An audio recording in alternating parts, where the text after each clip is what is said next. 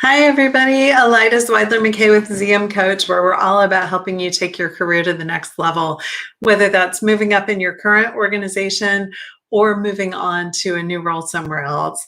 Now, today I want to talk to you about the waiting game.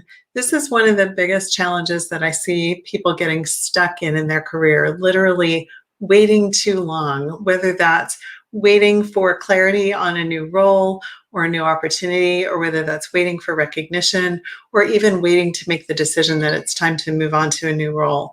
Whatever it is, when you are in a position where you're kind of waiting it out, you're feeling stuck, you're feeling unsure, you're ambivalent about whether to stay or go, you're ambivalent about what to do, that is one of the places where you can really get bogged down in your career, and you can really end up losing a lot of time and losing a lot of momentum in your career.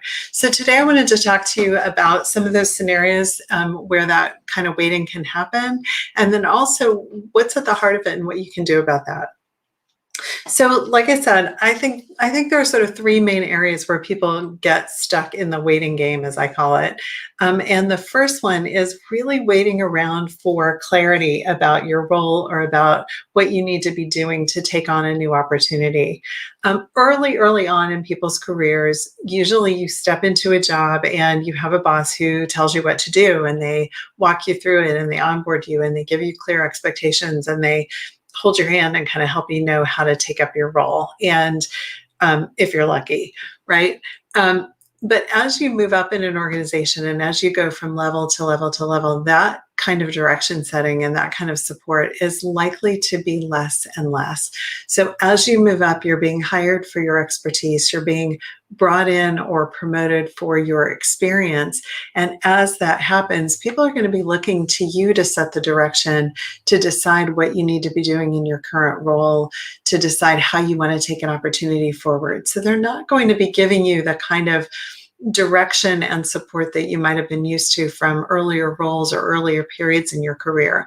They're really going to be looking to you to create your own plans, to map out what an approach would look like, to propose what you need in terms of a team or in terms of resources, rather than just giving those things to you. So if you're in a position where you feel like you're waiting for direction, or you're waiting for a clarity around your scope or your role, or you're waiting for resources to do your work, I would encourage you to find a way to get out of that waiting game and get proactive about it. Reach out to other people who have similar roles, reach out to people who might be the recipients of the project or the benefactors of the work, and find out what they need, and put the creativity and energy in to come up with your own proposal and your own plan, including what you need in order to do the work in terms of time and resources.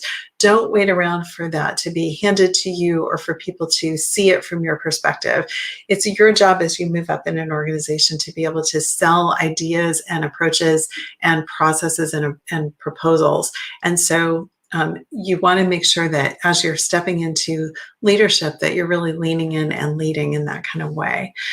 And now, the next place where I see people get stuck with waiting is waiting around for recognition. So they jump in, they do the work, they come up with the proposals, they carry it out, they roll up their sleeves, they make things happen, and then they don't get recognized for it, or they don't get acknowledged for it, or they get maybe some thank yous for it, but it doesn't show up when it comes time for that next promotion or that next opportunity or that next pay raise.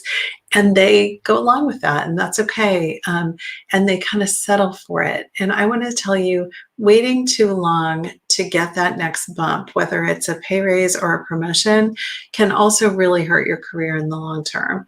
So if it's been 3 to 5 years since you've had a promotion, it is absolutely time to stop waiting. It's time to figure out what conversations you need to have and who you need to have them with, so that you can get your work that you've accomplished and your credentials and your experience recognized and compensated for. So if that's something that you are kind of waiting for your boss or your company to notice and they haven't yet, it's time to get proactive about that too. And then the third kind of waiting, and this is the other place where I think people get really stuck, is waiting around too long in a job where those things aren't happening. So if you're in a position where it's been a long time since you've been promoted, or the company's just not able to move you into that next challenge, it's probably time to move on. And one of the places where I think people stall in their careers the most grievously is when they wait too long to really make a move to their next company or their next role.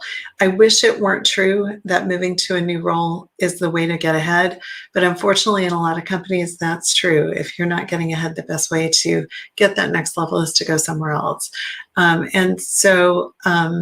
Like I said, I wish that weren't the case, but I think that's how a lot of companies are run these days. And so if you wait too long and you go 3 to 5 to 7 years without a promotion, that's ultimately going to hurt your career in the long run, because people are going to look at that and yes, they'll see that you're loyal, but they might start to wonder, if it's been 5 or 7 or 10 years since you've had a promotion, what's wrong here? Why isn't this person getting ahead? Why aren't they getting promoted? So that's where waiting too long to make a move or to push for a move can also really hurt you. Now, I think at the heart of all this waiting, what's really going on for a lot of people is a lack of confidence, right? So change and pushing for what's next and requesting that next opportunity or stepping into that next promotion or even putting out a really solid plan for what you're going to accomplish involves putting yourself on the line a little bit, right? You're making some kind of commitment. You're putting yourself forward. And for a lot of people, that can be really, really scary. And it's that fear that has folks feeling ambivalent, or I'm not sure I really want to go for it, or I'm not sure, it's kind of okay if I wait. And if what you really want is to stay comfortable where you are, there's nothing wrong with that. There's nothing that says you have to move up, you have to move forward. But if that's something that you want in some little corner of your heart that's not so afraid of it, then finding a way to tackle that fear, finding a way to really get underneath the insecurity, to move through anything from your past that might be holding you back, any worries that you have about being not good enough or not smart enough or whatever the baggage is that you're carrying with you, finding a way to set that aside so that you can listen to that part of your heart that really wants to move ahead, really wants to get recognized, really wants to shine. That's going to be a very important step for you to take so that you can get out of the comfort zone and move into that next role.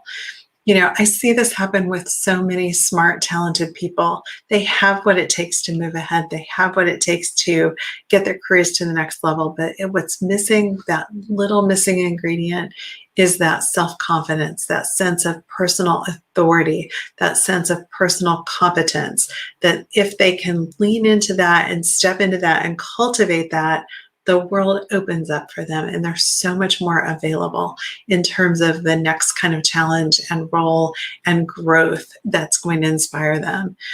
And, careers are long. So if you're in your 40s, you've got another good 20 years to work.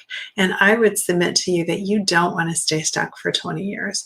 You don't want to be spinning your wheels for that long. You're going to want the next challenge. You're going to want that next opportunity to learn and to grow and to serve more people or to step into more leadership. And the time to make that happen for yourself is not someday, not eventually, not when your company or your boss gets around to it, but really now, making that decision that you're worth it, that your time is now, that you're fully capable, and that you deserve to be able to have the kind of career that you want. If you'd like to talk more about that, you'd like some help figuring that out, a lot of people find that it's helpful to have a coach who can hold their hand through those questions, help them find their confidence and step into their authority. Then let's talk. We'll get on the phone for about 45 minutes and we'll talk about where you are now, maybe what has you feeling stuck or waiting. And if I can help you get out of that and get into motion, we'll talk about what that could look like. You can book that call with me at zmcoach.com/apply. I look forward to chatting with you. Take care.